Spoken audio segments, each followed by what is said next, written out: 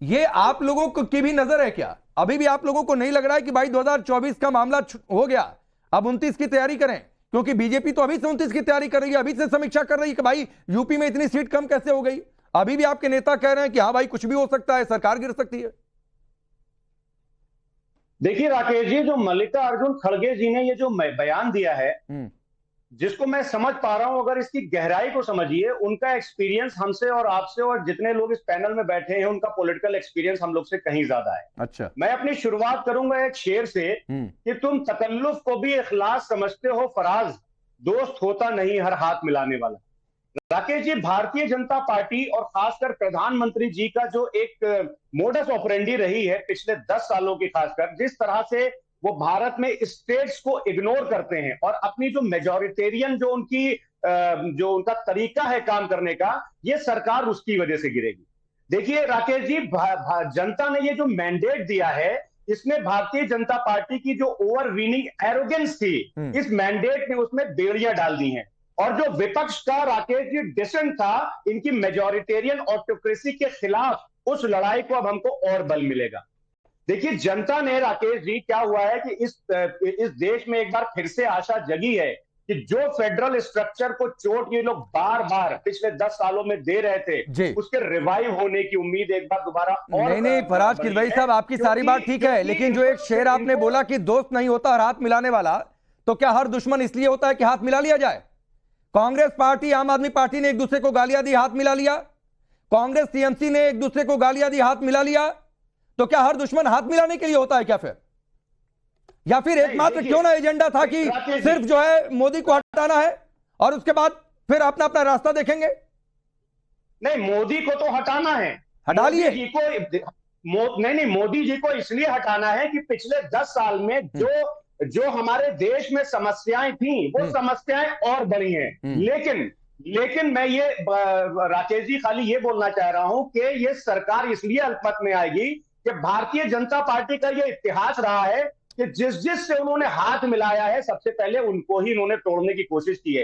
रामविलास पासवान जी इनके बहुत बड़े अलाई थे राकेश जी, लेकिन एलजेपी में जो आगे ब्रैकेट में आर लगा है ना, ये प्रधानमंत्री जी और भारतीय जनता पार्टी की देन है, क्योंकि उनकी जो और उसी आर का फराज किदवई साहब 5 सीटें मिली थी चुनाव लड़ने के लिए, 100% स्ट्राइक रेट से चिराग पासवान जीत कर चले आए।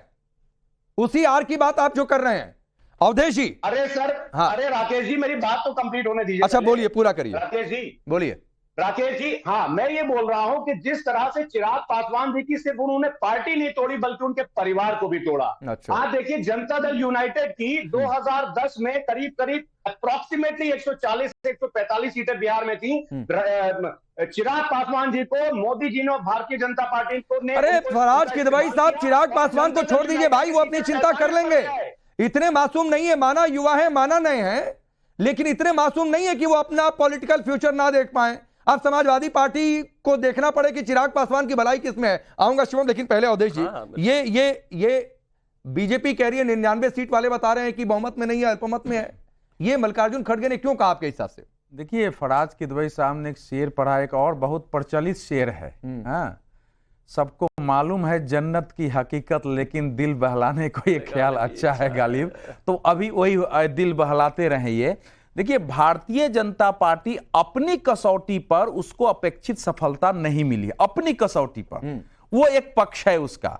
लेकिन इस समय की क्या परिस्थिति है, मुझे यह लग रहा है कि विपक्ष की समस्या यह है कि इन्होंने कुछ रणनीति बनाई है।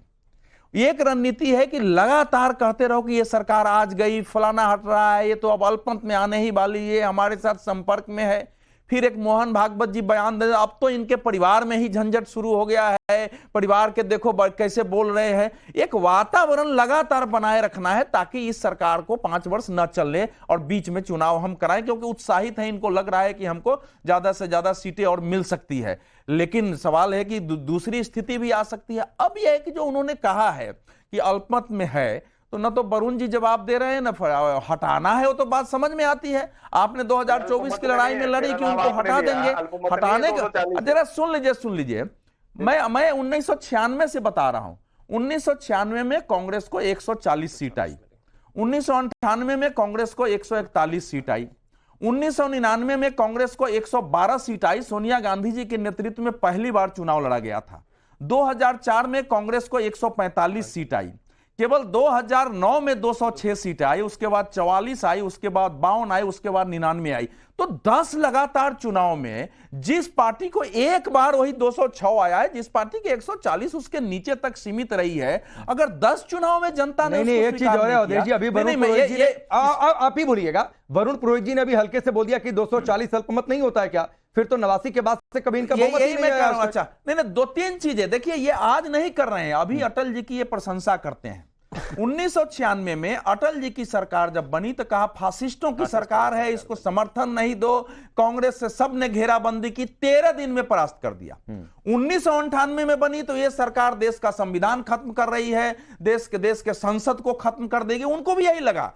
और सोनिया गांधी ने बाकी के साथ मिलकर, जयललिता के साथ एक खूब पार्टी हुई होटल में, किया गया, और सरकार गिराने के लिए उड़ीसा के तब के मुख्यमंत्री गिरधर गमांग को, चूंकि वो संसद सदस्यता से इस्तीफा नहीं दिए थे, अंदर लाया गया था, और उनके एक वोट से 98 में सरकार गिरा दी गई। तो अटल जी का इन लोगों ने कितना सम्मान किया था। तब तो नंबर का खेल भी अलग था ना उदय जी, आप उससे हालात बहुत अलग है। सुनो, नंबर का खेल है तो आप अटल जी को अगर इतना ही सम्मान करते थे तो उस सरकार को गिराने के लिए इतने कल तो फिर ये कोई और आएगा तो मोदी का भी सम्मान करेंगे। इसलिए आज जो नरेंद्र मोदी के खिलाफ बोल रहे हैं, ठीक यही भाषा। और अटल जी की भी जो सरकार आई है तो 2002 के बाद से पूरे था कि जॉर्ज फर्नांडिस का बहिष्कार करो, बोलने देंगे। ये कफन चोर सरकार है, इसने जो है शहीदों का खून पिया है, और वो करते और क्या स्थिति बनी है। तो इसलिए जो अभी जो हमको दिखाई दे रहा है वो स्थिति हम लोग पहले देख चुके हैं कि अटल जी के प्रति इनका क्या सम्मान रहा है। लेकिन देश भी देख रहा है कि इस समय अगर मान लो दो ही स्थिति है कि या तो ये सरकार चलेगी या देश चुनाव में जाएगा, तीसरी कोई स्थिति ही नहीं है। ठीक तो क्या ये मल्लिकार्जुन खड़गे। अब एक बात बताइए वरुण जी, फिर मैं शिवम आपके पास आता हूं। आपने फिर धीरे से हल्का सा शिगुफा छोड़ दिया कि 240 अल्पमत, तो 89 से अभी तक तो आप लोगों को कभी बहुमत आया नहीं, 3 बार सरकार पता नहीं कैसे बना लिए और कैसे 5 साल चल गई। नंबर 1 बात है। नंबर 2 बात है, अभी भी आपको लगता है अल्पमत है, तो क्या जैसे सेशन शुरू होगा, सांसदों की शपथ हो जाएगी, तो पहला काम कांग्रेस पार्टी ये करेगी कि अविश्वास प्रस्ताव लेकर आएगी? देखिए, बिल्कुल नहीं करेगी, जबरदस्ती कपोल कल्पना। अल्पमत में है तो क्यों नहीं भाई, कपोल कल्पना आप करें। मैं सवाल पूछ रहा हूं कि अविश्वास प्रस्ताव लाएंगे कि नहीं, तो आप कह रहे हैं कपोल कल्पना। अविश्वास प्रस्ताव, आप फिर वही बात, आप घुमाना चाह रहे हो बात को, मोदी जी को। मैं घुमाना चाह रहा हूं। अरे भाई, आप संसद चालू होगी, मान लीजिए इनके साथ जो कोई प्रश्न ऐसा आएगा जो सांसद इनका साथ छोड़ेंगे तो आ जाएगा। अरे मैं कहां से घुमा रहा हूं भाई, तो जो इनका अगर जो इनके साथ अलायंस में है वो छोड़ेंगे तो आ जाएगा। खड़गे जी अगर कह रहे हैं कि सरकार अल्पमत में है तो उसको साबित तो संसद में ही करनी होगी ना। मुझे टोक रहे थे ना आप, बीच में मत बोलो। नहीं, ये कोई बात नहीं होती है कि आप पूरा डिबेट तय करेंगे क्या होगा, बीच में थोड़ा बहुत आपसे पूछा नहीं जाएगा।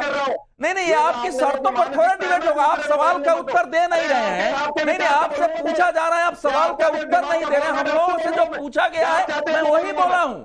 आपसे पूछा जा रहा है कि आप कांग्रेस के समर्थक हैं, तो मल्लिकार्जुन खड़गे जी ने अल्पमत में नहीं। अच्छा चलिए यही बोल दीजिए कि क्या मल्लिकार्जुन खड़गे ने ऐसा ही बोल दिया? अच्छा एक मिनट, तो वरुण जी आप बोल दीजिए कि मल्लिकार्जुन खड़गे ने ऐसा ही बोल दिया, ऐसा ही बोल दिया, उसको सीरियस ना लिया जाए। आप चलिए यही बोल दीजिए। आपके पैनलिस्ट इनसे बहुत बड़े उम्र में। नहीं, मैं पूछ रहा हूँ, अरे सबका समान है, कोई उम्र में बड़ा है छोटा है, सबका समान है। मैं कह रहा हूँ क्या मल्लिकार्जुन खड़गे ने ऐसा ही बोल दिया, उनकी बातों को हम सीरियस ना ले? और अगर सीरियस लेते हैं तो यह सवाल बनता है कि क्या विश्वास प्रस्ताव कांग्रेस पार्टी संसद में लेकर आएगी, क्योंकि सरकार बहुमत में है कि नहीं है, यह फ्लोर पर तय होगा। खड़गे साहब ने जो कहा है कुछ ना कुछ उसके पीछे मंतव्य होगा, उन्होंने को रीडिंग की होगी, व्यूज होंगे उनके। इतने बड़े सीनियर आदमी ने कुछ कहा है। अब भागवत साहब की मैं क्यों कह रहा हूं, भागवत साहब, मैं वही तो समझना चाह रहा था। शिवम का रिप्लाई। जो भी मैं एक चीज कहना चाहता हूँ, रुक जाओ भैया, रुक जाओ। मैं बस एक ही चीज, मैं बस एक कुछ नहीं कह रहा भैया, ये फालतू कांग्रेस की व्यवस्था में रुक जाइए वरुण जी, सर जबरदस्ती का नाराज नहीं, पता नहीं है क्या। नहीं, ऐसी कोई बात नहीं। रुको प्लीज, शिवम कुछ कहना चाह रहे हैं, समय थोड़ा सा कम है। शिवम का रिप्लाई जल्दी। टाइम बर्बाद और बेकार में। मैं सिर्फ एक ही चीज कहना चाहता हूं, विषय बहुत साफ है। अगर सरकार अल्पमत में है तो ऑब्वियसली अविश्वास प्रस्ताव आना ही चाहिए। अगर नहीं है तो ये भी जानते हैं, लेकिन जबरदस्ती हवा बनाना, माहौल बनाना, बातें करना, एक सीनियर पॉलिटिशियन जैसा कि वो कह रहे हैं, उम्रदराज पॉलिटिशियन खड़गे जी को ये शोभा नहीं देता।